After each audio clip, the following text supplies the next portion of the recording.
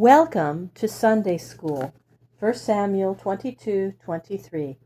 Abide thou with me, fear not, for he that seeketh my life seeketh thy life, but with me thou shalt be in safeguard. From his meeting with Jonathan, David went forth to be a wanderer, having no home as long as Saul lived. He went away so suddenly that he was without either bread to eat or a sword for defense. On his way he called at a little city called Nob, where the tabernacle was then standing, although the holy ark was still in another place by itself. The chief priest Ahimelech was surprised to see David coming alone.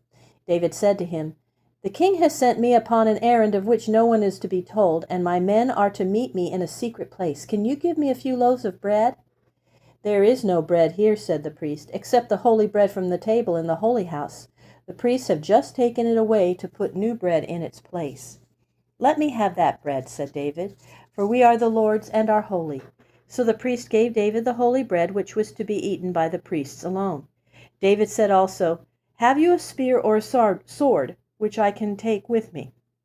"The king's errand was so sudden that I had no time to bring my weapons." "There is no sword here," said the priest, "except the sword of Goliath of Gath, whom you slew in the valley of Elah. It is wrapped in a cloth in the closet with the priest's robe. If you wish that sword, you can have it." "There is no sword like that," said David. "Give it to me." So David took the giant sword and 5 loaves of bread and went away. But where should he go?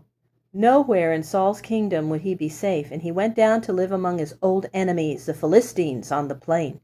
But the Philistines had not forgotten David, who had slain their great Goliath and beaten them in many battles. They would have seized him and killed him, but David acted as though he were crazy. Then the king of the Philistines said, "Let this poor crazy man go. We do not want him here." And David escaped from among them and went to live in the wilderness of Judah. He found a great cave called the Cave of Adullam and hid in it. Many people heard where he was, and from all parts of the land, especially from his own tribe of Judah, men who were not satisfied with the rule of King Saul gathered around David. Soon he had a little army of 400 men who followed David as their captain. All of these men with David were good fighters, and some of them were very brave in battle.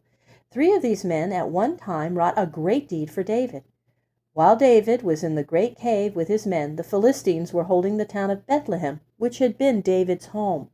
David said one day, "How I wish that I could have a drink of water from the well that is beside the gate of Bethlehem." This was the well from which he had drawn water and drank when a boy, and it seemed to him that there was no water so good to his taste. Those 3 brave men went out together, walked to Bethlehem, fought their way through the Philistines who were on guard, drew a vessel of water from the well, and then fought their way back through the enemies. But when they brought the water to David, he would not drink it. He said, "This water was bought by the blood of 3 brave men. I will not drink it, but I will pour it out as an offering to the Lord, for it is sacred." So David poured out the water as a most precious gift to the Lord. Saul soon heard that David with a band of men was hiding among the mountains of Judah.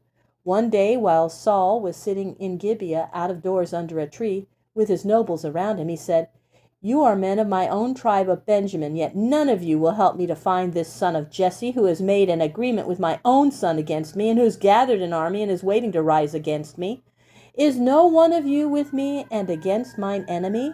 One man, whose name was Doeg, an Edomite, said, "I was at the city of the priests some time ago and saw the son of Jesse come to the chief priest Ahimelech, and the priest gave him loaves of bread and a sword." "Send for Ahimelech and all the priests," commanded King Saul, and they brought all the priests as prisoners, 85 men in all, and brought them before King Saul. And Saul said to them, "Why have you priests joined with David the son of Jesse to rebel against the king? You have given him bread and a sword, and have shown yourselves his friends." Then Ahimelech the priest answered the king, "There is no one among all the king's servants as faithful as David, and he is the king's son-in-law, living in the palace and sitting in the king's council. What wrong have I done in giving him bread? I knew nothing of any evil that he has wrought against the king." Then the king was very angry. He said, "You shall die, Ahimelech, and all your father's family, because you have helped this man, my enemy. You knew that he was hiding from me and did not tell me of him." And the king ordered his guards to kill all the priests. But they would not obey him, for they felt that it was a dreadful deed to lay hands upon the priests of the Lord. This made Saul all the more furious, and he turned to Doeg the Edomite, the man who had told of David's visit to the priest. And Saul said to Doeg, "You are the only one among my servants who is true to me. Do you kill these priests who have been unfaithful to their king?" And Doeg the Edomite obeyed the king and killed 85 men who wore the priestly garments. He went to the city of the priests and killed all their wives and children and burnt their city. One priest alone escaped, a young man named Abiathar, the son of Ahimelech. He came to David with the terrible news that Saul had slain all the priests, and he brought the high priest's breastplate and his robes. David said to him, "I saw this man Doeg the Edomite there on the day that I knew that he would tell Saul. Without intending to do harm, I have caused the death of all your father's house. Stay with me and fear not. I will care for your life with my own." Abiathar was now the high priest, and he was with David and not with Saul. All through the land went the news of Saul's dreadful deed, and everywhere the people began to turn from Saul and to look toward David as the only hope of the nation.